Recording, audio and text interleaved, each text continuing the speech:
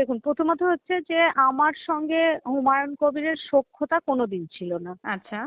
2013 সালে আমি হুম ছিলাম কংগ্রেসের ক্যান্ডিডেট, হুমায়ুন কবির ছিলেন তৃণমূলের মন্ত্রী, হুম এবং তিনি আমার বিরুদ্ধে যে ক্যান্ডিডেট দাঁড় করিয়েছিলেন তার হয়ে বকলমে তিনিই জেলা পরিষদের ক্যান্ডিডেট হিসেবেই মানে ফিল্ড ওয়ার্ক করেছিলেন হুম হুমায়ুন বাবু। হুম সেই সময় আমাকে হুমায়ুন কবির লোকেরা দুবার ফেলে মেরেছিল, একবার গাড়ি থেকে নামিয়ে, আর হুম একবার আমরা একটা স্ট্রিট কর্নার করছিলাম 2013 সালে, তখন লাইট অফ করে দিয়ে আমাদেরকে হুম চেলা কাঠ দিয়ে পিটিয়েছিল। আমরা তখন হসপিটালাইজড হয়েছিলাম। আচ্ছা।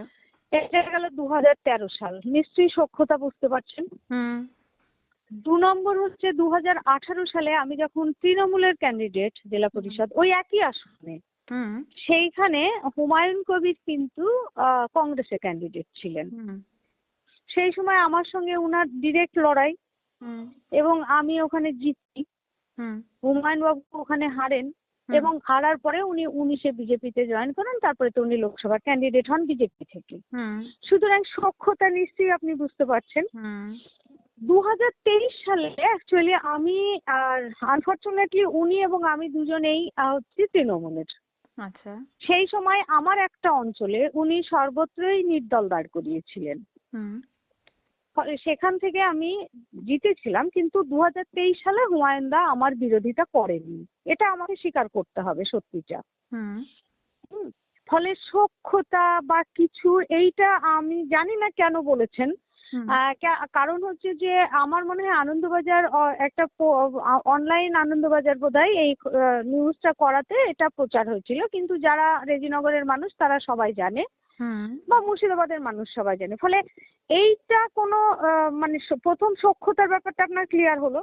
হুম দ্বিতীয়ত একদম। হচ্ছে, আমি কংগ্রেসে যোগদান করলাম ঠিক 48 ঘন্টা আগে, এই কারণে আমি হুম অ্যাকচুয়ালি ভেবেইছিলাম যে আদৌ কোনো রাজনীতি করব না, ছেড়ে দিয়ে অন্যান্য কাজগুলো করব, বা অন্যান্য যে নন পলিটিক্যাল অর্গানাইজেশন গুলো করবো। কিন্তু আচ্ছা। আমার বাড়ি থেকেও একটা চাপ ছিল কংগ্রেস, কারণ আমাদের ঘরানা কংগ্রেস।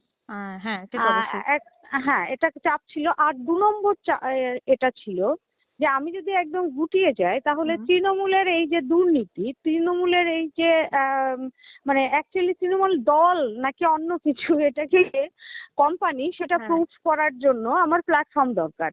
হ্যাঁ যে আখ্যা দিয়ে আমি বেরিয়ে এসেছি সেটাকে তো আমাকে প্রমাণ দিয়ে দিতে হবে জনগণকে। আচ্ছা। তো ন্যাচারালি আমি দেখলাম যে 22 তারিখে হুমায়ুনদার জনসভা, হ্যাঁ নতুন দল গঠন। হ্যাঁ অনেকেই ভাবছিলেন যে আমি হয়তো জয়েন করব, এরকম যেটা আপনি বললেন হাওয়াই যেরকম ভাসছিল যে সেরকম কথাটা, হ্যাঁ। হাওয়াই ভাসছিল। হুম তো আমার মনে হলো যে অন্তত আমাদেরও তো কিছু শুভাকাঙ্ক্ষী আছে হুম জেলাতে প্রচুর শুভাকাঙ্ক্ষী রয়েছেন, তো তারা যাতে ভুল না বোঝে।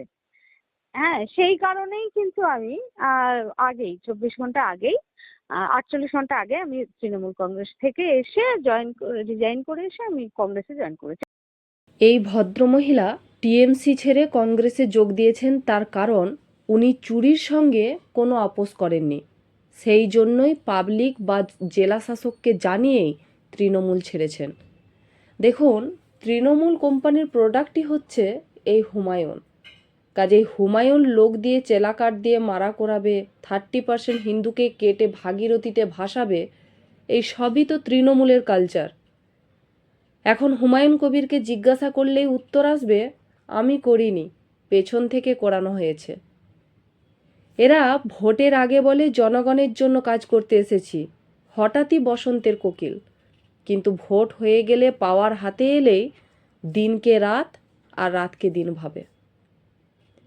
তো হুমায়ুন কবির রাজনীতিবিদ হিসাবে কেমন, সেই নিয়ে স্পষ্ট জানালেন শাহনাজ। শাহনাজ জানাচ্ছেন যে হুমায়ুন যাই করে থাকুন, ওনার স্টার্টিংটা খুব ভালো হয়, কিন্তু ফিনিশিং অত্যন্ত দুর্ভাগ্যজনক হয়। আজকে বাবরি মসজিদ নিয়ে উদ্যোগ নিয়েছেন একদিকে, সাথে সাথে নতুন পলিটিক্যাল পার্টির দল গঠন, সবটাই ভালো। কিন্তু ধর্মীয় আবেগ বা রাজনীতি কখনো এক নয়, এটা মনে রাখতে হবে হুমায়ুনকে। হুমায়ুনের কনফিডেন্সের অভাব আছে, সেই জন্য সঠিক সিদ্ধান্ত নিতে গিয়ে বারবার হোঁচট খায়, সঠিক সিদ্ধান্ত নিতে গিয়ে গন্ডগোল বেঁধে যায়। আজকে যে বাবরি মসজিদ করবেন বলে সকলকে দলে টানছেন, আদেও বাবরি মসজিদ হবে তো? কারণ মুর্শিদাবাদ মালদার মুসলিমরা এখনও বলছে হুমায়ুনের জন্য তারা জান দেবে, দরকার হলে রক্তও দেবে, তবুও তাদের একটাই স্বপ্ন, বাবরি মসজিদ করতেই হবে।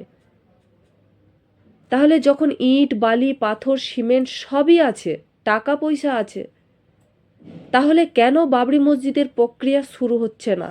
ভোটের আগে কেন মসজিদ স্টার্ট হবে না? হুমায়ুন কবিরের কোনটা উদ্দেশ্য?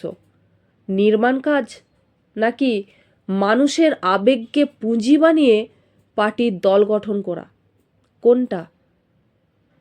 এতই যদি উন্নয়ন করার মানসিকতা রাখেন, তাহলে ভরতপুরের তো এমএলএ কি উন্নয়ন করেছেন সেটাই একবার লিস্টটা মানুষকে আগে দেখান, তারপর বড় বড় আওয়াজ দেবেন।